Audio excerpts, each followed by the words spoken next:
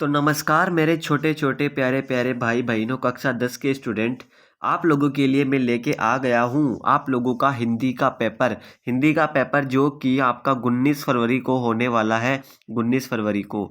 तो आपकी चिंता को देखते हुए मैं आप लोगों को करवाने वाला हूँ हिंदी के पेपर का सॉल्यूशन।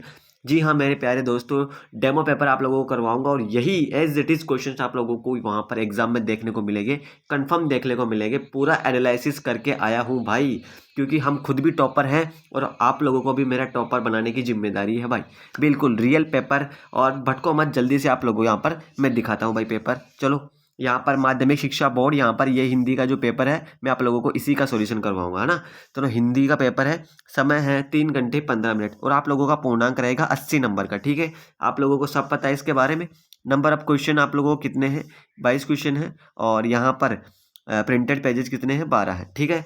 और मैं आप लोगों को आखिरी में इस वीडियो के लास्ट में एक टिप भी दूंगा कि आप लोगों को बोर्ड एग्जाम में कॉपी कैसे लिखनी है और क्या क्या सावधानियां बरतनी है पेपर टाइप करते समय। ठीक है, मैं आप लोगों को दूंगा। चलो, आप आज का यहाँ पर पहला क्वेश्चन देखते हैं भाई। सबसे पहला है अपना सेक्शन ए। सेक्शन ए है, खंड ए है आज, है ना। चलो, खंड ए है। तो सबसे पहला क्वेश्चन अपने पास में, सबसे पहला क्वेश्चन है, एमसीक्यू है। भौगोलिक शब्द में कौन सा प्रत्यय है? भौगोलिक शब्द में कौन सा प्रत्यय है आप सभी को बताना है। तो भौगोलिक में मेरे भाई, भौगोलिक का जब संधि विच्छेद करेंगे ना तो भौगोलिक प्लस इक आ जाएगा, भूगोल प्लस इक आ जाएगा। तो यहाँ पर भौगोलिक में है इक प्रत्यय। कौन सा प्रत्यय है भाई? इक प्रत्यय है। निराकार शब्द किस उपसर्ग से बना है? निराकार। तो निराकार शब्द किस उपसर्ग से बना है? तो निराकार जो शब्द है वो निर उपसर्ग से बना है, निर उपसर्ग से। ठीक है, किससे बना है? निर उपसर्ग से बना है। बिल्कुल मेरे प्यारे भाई, बिल्कुल। चलो आगे चलते हैं भाई, सभी का यहाँ पर सही है।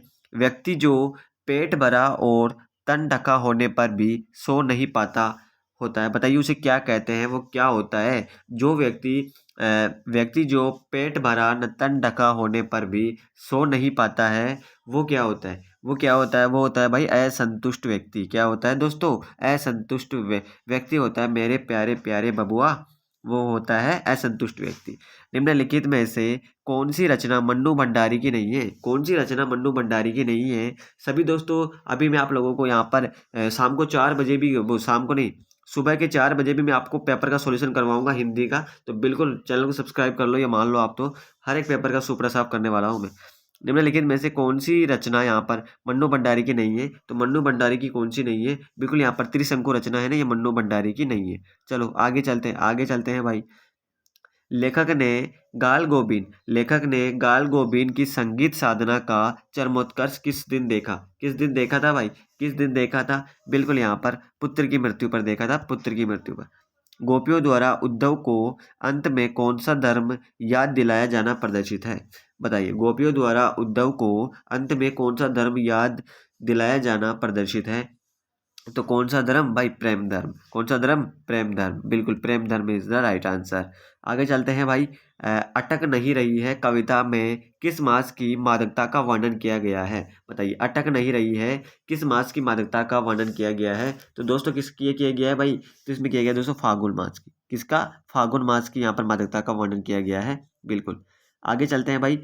हाँ, संगतकार का कार्य होता है, बताइए संगतकार का कार्य क्या होता है? संगत कार्य का कार्य क्या होता है? तो मुख्य गायक के साथ स्वर लगाकर, स्वर मिलाकर उसके स्वर को बल प्रदान करना, ये काम होता है दोस्तों संगतकार का। संगतकार का ये कार्य होता है कि मुख्य गायक के साथ स्वर मिलाकर उसके स्वर को यहाँ पर बल प्रदान करना, यहाँ पर उसकी सहायता करना। ठीक है, ये काम होता है भाई। चलो, इसका तो होगा बल्ले बल्ले। अब करते हैं भाई, क्वेश्चन नंबर है अपना 9। क्वेश्चन नंबर 9 है, भोलानाथ एवं उसके दोस्तों का भोलानाथ एवं उसके दोस्तों का कौन सी शरारत महंगी पड़ी? भोलानाथ के दोस्तों को कौन सी शरारत महंगी पड़ी थी? कौन सी शरारत महंगी पड़ी थी?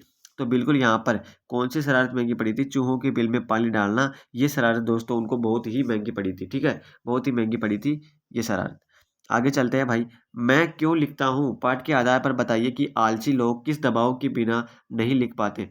किस दबाव के बिना नहीं लिख पाते हैं आलसी लोग? बताना है भाई, बताना है सभी को। तो यहाँ पर क्या हो जाएगा? बिल्कुल बाहरी दबाव के, यहाँ पर बाहरी दबाव के बिना आलसी लोग नहीं लिख पाते हैं। आलसी लोगों को तो चिल्ला चिल्ला कर बोलना पड़ेगा, लाठी के डंके पर वो लिखते हैं भाई।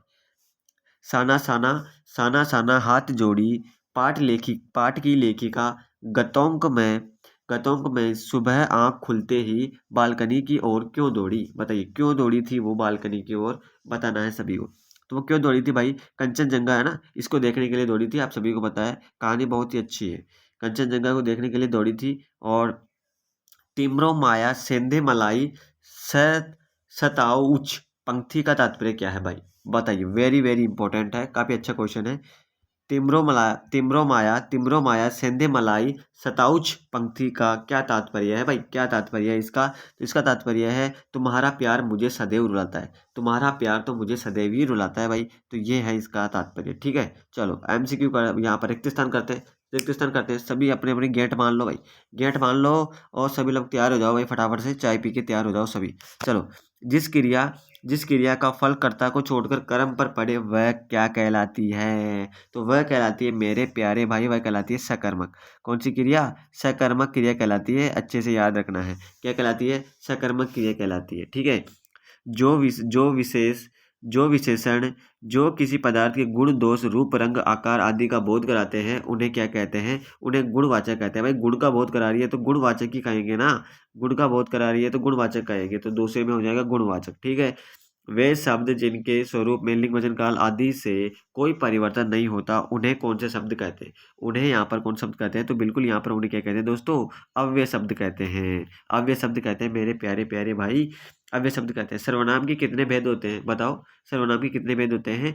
अबे ये तो आलिया को भी पता है, 6 भेद होते हैं भाई, 6 भेद होते हैं, सबको पता है। स्वागत शब्द में संधि कौन सी है? स्वागत शब्द में संधि कौन सी है? तो भाई स्वागत, सु प्लस आगत, स्वागत में है भाई व्यंजन संधि। कौन सी संधि है? व्यंजन संधि। अरे दिन रात शब्द में समास है, बताइए दिन रात शब्द में कौन सा समास है? दिन रात का हम लोग संधि विच्छेद करेंगे तो क्या होगा? दिन और रात, दिन और रात। तो इसमें क्या होगा भाई? द्वंद्व समास। क्या होगा भाई? द्वंद्व समास। यहाँ पर द्वंद्व पाला जा रहा है। द्वंद्व कहाँ तक टाला जाए, यो सॉरी युद्ध कहाँ तक टाला जाए, धुंध कहाँ तक टाला जाए, तो वंशज है राणा का, फेंक जहाँ तक भाला जाए। ठीक है दोस्तों, तो बिल्कुल आखिरी टाइम है, हार नहीं माननी है। ना हारा हूं ना हारने दूंगा, बिल्कुल।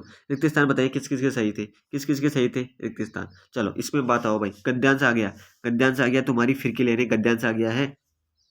गद्यांश को सबसे पहले तो एग्जाम में जाकर अच्छे से पढ़ना है। पहले तो भारत के राष्ट्रीय आदर्श है, इस प्रकार से पढ़ना है। मैं करके दिखाता हूँ, एक गद्यांश कर दूंगा, पद्यांश आप खुद को करना है, ठीक है। भारत के राष्ट्रीय आदर्श है त्याग और सेवा। आप इन धाराओं में तीव्रता उत्पन्न कीजिए और शेष सब अपने आप ठीक हो जाएगा। तुम काम में लग जाओ, फिर देखोगे इतनी शक्ति आएगी कि तुम उसे संभाल न सकोगे। दूसरों के लिए रत्ती भर सोचने से धीरे धीरे हृदय में सिंह सा बल आ जाता है। तुम लोगों से मैं इतना स्नेह करता हूँ, परंतु यदि तुम दूसरों के लिए परिश्रम करते करते मर भी जाओ तो भी यह देखकर मुझे प्रसन्नता ही होगी। केवल वही व्यक्ति सबकी अपेक्षा उत्तम रूप से कार्य करता है जो पूर्णतः निस्वार्थ है। तो आप लोगों ने क्या समझा इसमें? आप लोगों को तो कुछ समझ में नहीं आया होगा, बट मुझे समझ में आ गया है पूरा। बताइए, पहला क्वेश्चन है भाई, भारत के राष्ट्रीय आदर्श क्या है? भारत के राष्ट्रीय आदर्श क्या है? भारत के राष्ट्रीय आदर्श क्या है? तो दोस्तों भारत के राष्ट्रीय आदर्श क्या है? भारत के राष्ट्रीय आदर्श है त्याग और सेवा, यहाँ पर दिया गया है। तो त्याग और सेवा, ऑप्शन बी यहाँ पर राइट हो जाएगा। दूसरों के लिए सोचने से हृदय में किस प्रकार का बल आ जाता है? बताइए किस प्रकार का बल आ जाता है? किस प्रकार का बल आ जाता है? बताइए, अभी आया था ये, किस प्रकार का बल आ जाता है? तो बिल्कुल बिल्कुल यहाँ पर सिंह सा बल आ जाता है, सिंह सा बल आ जाता है। ओके, चलो आगे चलते हैं। स्वार्थी शब्द का विपरीतार्थक गद्यांश में छाट कर लिखिए। स्वार्थी का विपरीत क्या होगा? स्वार्थी का विलोम क्या होगा? स्वार्थी का विलोम होगा दोस्तों निस्वार्थ, निस्वार्थ होगा। यहाँ पर लास्ट की लाइन में दिया गया है, देखो लास्ट की लाइन में दिया गया निस्वार्थ, ये रहा, ठीक है। आगे चलता हूँ। उपयुक्त गद्यांश का उचित शीर्षक लिखिए। तो इसकी है ना, तो यहाँ पर इस गद्यांश का उचित शीर्षक क्या हो जाएगा भाई? यहाँ पर त्याग के बारे में बात की गई है, तो इसका त्याग व सेवा का महत्व हो जाएगा। इसका त्याग व सेवा का महत्व इसका शीर्षक हो जाएगा, ठीक है। आगे चलते हैं। लेखक को क्या देखकर प्रसन्नता होगी? बताना है लेखक को क्या देखकर प्रसन्नता होगी। तो दोस्तों लेखक को क्या देखकर प्रसन्नता हुई थी?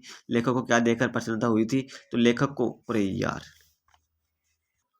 अब नेक्स्ट क्वेश्चन दिया गया है, लेखक को क्या देखकर प्रसन्नता होगी। लेखक को क्या देखकर प्रसन्नता होगी। तो दोस्तों आप लोगों को पता है लेखक को क्या देखकर प्रसन्नता हुई थी, जब लोग दूसरों के लिए परिश्रम करते हुए अपना जीवन समर्पित कर देते हैं, तो यह देखकर क्या हुई थी, लेखक को यहाँ पर प्रसन्नता हुई थी। ठीक है, तो ये आप लोग लिख देना इसके बारे में, है ना। और नेक्स्ट है, कौन सा व्यक्ति उत्तम रूप से कार्य करता है। तो कौन सा व्यक्ति उत्तम रूप से कार्य करता है, जो व्यक्ति पूर्णतः निस्वार्थ होता है ना, वो व्यक्ति उत्तम रूप से कार्य करता है। देखो यहाँ पे लिखी हुई है ये बात, जो व्यक्ति पूर्णतः निस्वार्थ होता है ना, वो हमेशा क्या करता है, उत्तम रूप से कार्य करता है। ठीक है, केवल वही व्यक्ति सबकी अपेक्षा उत्तम रूप से कार्य करता है जो पूर्णतः निस्वार्थ है। ठीक है, ये इसका आंसर हो गया। अब इस प्रकार से पद्यांश है ना, इसका आंसर भी तुम करोगे। देखो उषा की लाली से आया भाई, उषा की लाली में अभी से लिख के हिमगिरी के कनक शिखर, आगे बढ़ा शिशु रवि, बदली छवि बदली छवि, देखता रह गया अपलक कवि, डर था प्रतिपल अपरूप यह जादुई आभा, कहीं बिखर न जाए बिखर न जाए। चलो यहाँ पर देखो बात करते हैं गद्यांश का उचित शीर्षक क्या है।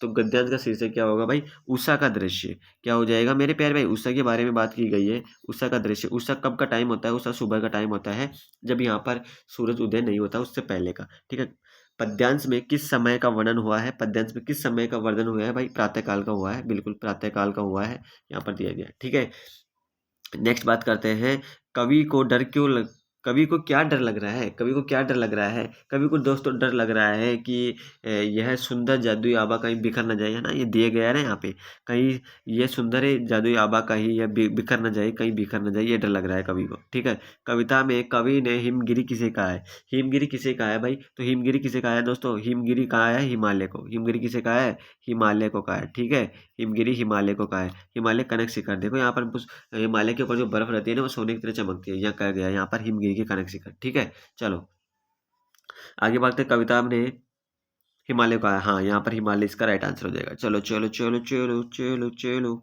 आगे चलते हैं भाई, आगे चलते हैं। नेक्स्ट क्वेश्चन है, नेक्स्ट क्वेश्चन है, हिमगिरी के शिखर किससे निकले हैं, किससे निकले हैं भाई, हिमगिरी के शिखर तो वर्षा से निकले थे। किससे निकले थे, वर्षा से।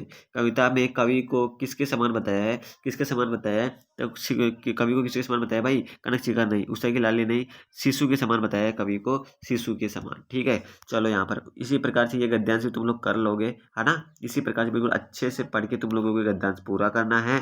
ठीक है, कोई भी लापरवाही नहीं करेगा। आगे है, आगे दिया गया है, आगे आपका इस प्रकार से यहाँ पर क्वेश्चन थे, और यहाँ पर देखो अथवा में ये भी दी गई है, फिर दी गई है आप लोगों को यहाँ पर ये, है ना, पद्यांश दिया गया है। ओके, और खंड ब में आप लोगों से यहाँ पर क्वेश्चन पूछे गए हैं, खंड ब से आप लोगों को क्वेश्चन शुरू हो गए हैं। इन क्वेश्चन का आंसर आप लोगों को करना है, क्योंकि आप लोगों ने चैप्टर पढ़ा है, तो आप लोग इसे इजीली कर लोगे। ठीक है, और आगे आप लोगों को क्या करना है इसमें, आगे देखो यहाँ पर भी दिया गया है, और अथवा सेक्शन सी है ना आपका, इसमें अथवा वाले क्वेश्चन है, अथवा वाले क्वेश्चन यहाँ पर ज़्यादा दिए गए हैं। देखो अथवा वाले क्वेश्चन है, अथवा वाले क्वेश्चन है 19 तक। ठीक है, जयशंकर प्रसाद की व्यक्तित्व कर्तृत्व का परिचय देना है ना, ये इस प्रकार से क्वेश्चन। ओके, आगे मैं बात करूंगा, आगे है भाई सेक्शन डी आ गया है, सेक्शन डी आ गया है, सेक्शन डी इंपॉर्टेंट है, ध्यान रखना। सेक्शन डी में आप लोगों से पूछा जाएगा 300 शब्दों पर आप लोगों को क्या करना है, निबंध लिखना है। निबंध लिखना है, मोबाइल फोन छात्र के लिए वरदान या अभिशाप, इसके बारे में। या फिर दूसरा पूछा जा सकता है, पर्यावरण संरक्षण और युवा आत्मनिर्भर भारत के बारे में पूछा जा सकता है। और किसके बारे में पूछा जा सकता है, एक और याद कर लेना, मेक इन इंडिया, ये भी याद कर लेना। और इंटरनेट का युग, वर्तमान युग, इंटरनेट का युग, ये भी याद कर लेना तुम लोगों ना। इस प्रकार से लिख देना, उनके बारे में बनाना आना चाहिए आप लोगों को।